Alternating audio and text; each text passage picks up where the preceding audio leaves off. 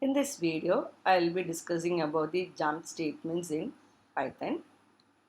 First, we'll see what are jump statements. They are the statements that transfer control from one point of the program to another point while executing the program. Normally, the execution of the program is sequential. If you want to change that, you can use conditional statements, looping statements, and also you can use the jump statements for that purpose. And these statements alter the flow of a loop. Example, to skip a part of a loop or terminate a loop, you can use jump statements.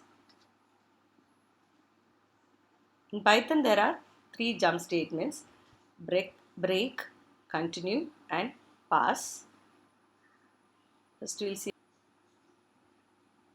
a break statement. It prematurely exits from the loop. That is, loop can be for loop or while loop, or it terminates the loop. We'll see the flowchart for it.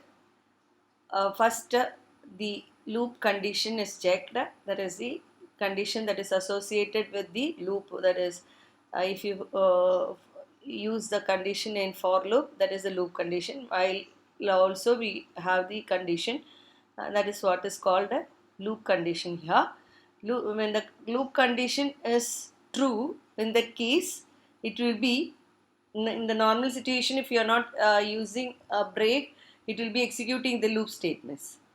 Here we are going to break based on a condition.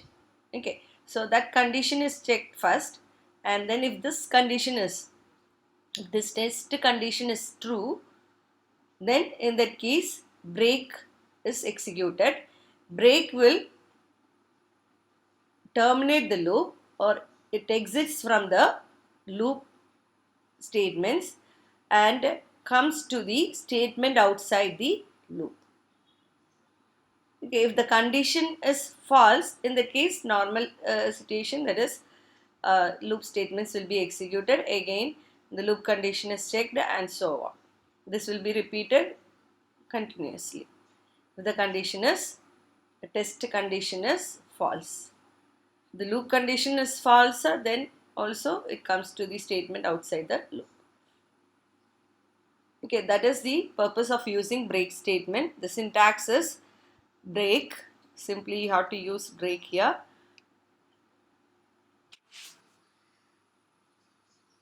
This is an example for break statement. The program is to print numbers from 0 to 5.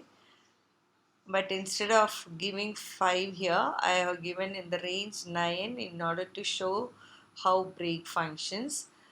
For I in range of 9, the range functions actually can have 3 values within it, but here I have used only one, which if you give only one value, it is taken as the stop value, and the start value will be by default taken as 0.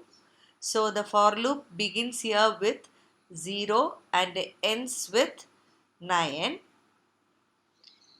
and for I equal to 0, it will check the condition I equal to 6, that is 0 equal to 6. Since it is not equal to 6, it will print the value of I, that is 0, which you can see in the output. Similarly, next value of I is 1. Again it checks the condition 1 is not equal to 6, so print 1. Next value of I is 2. Similarly, it will check the condition, and since it is not equal to 6, it will print I, which is 2 here. Okay, and so on. This will be done till 5. It will do 5 also. And then when I's value becomes 6, the condition becomes true. So when the condition becomes true, the statement executed is break. Break will exit the loop. Okay, so the loop statement print is not done, which means the value of I is not printed. Instead, it comes to the next print statement outside the loop, which is exited from the loop using breaker. That is what you see in the output also. Next statement, we have continuous statement is used to skip the current iteration and begins the loop with next iteration.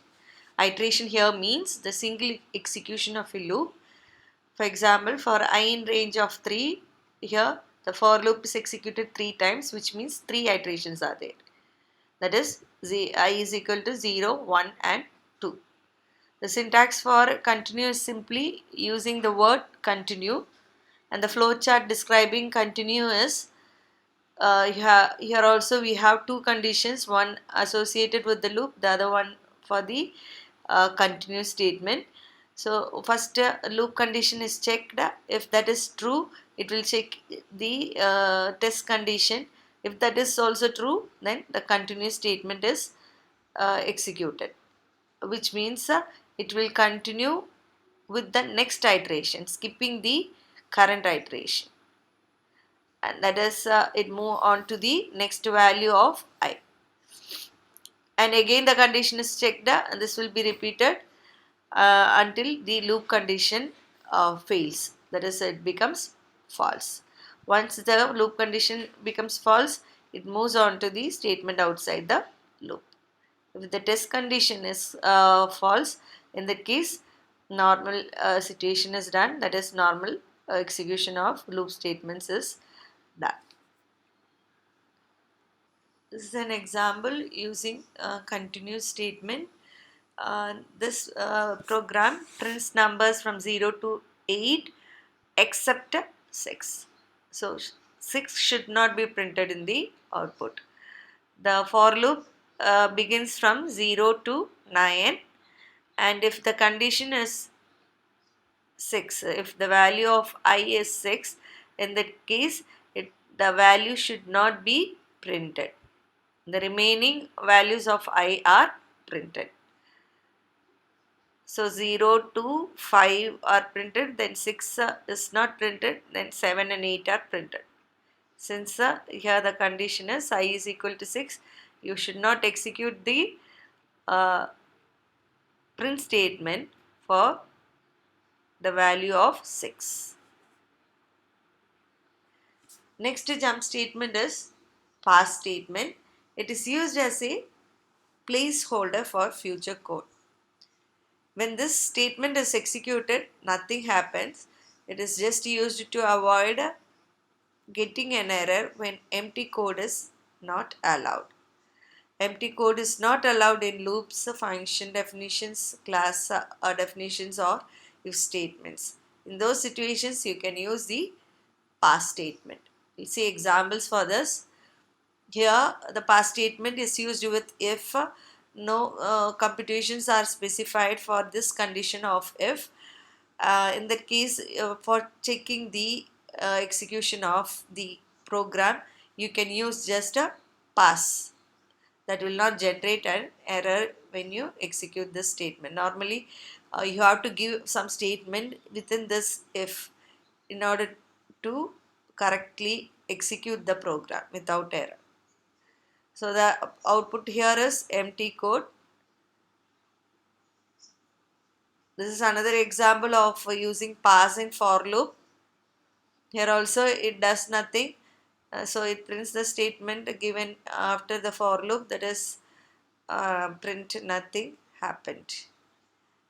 This is another example. In this case I have not used pass in the for loop, but while using for loop or if for class definitions or function definitions, there should be some computations included in those for statements.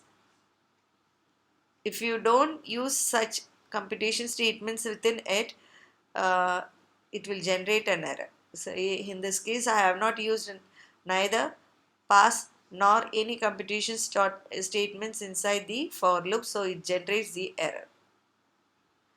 And that's all about the jumping statements. Thank you.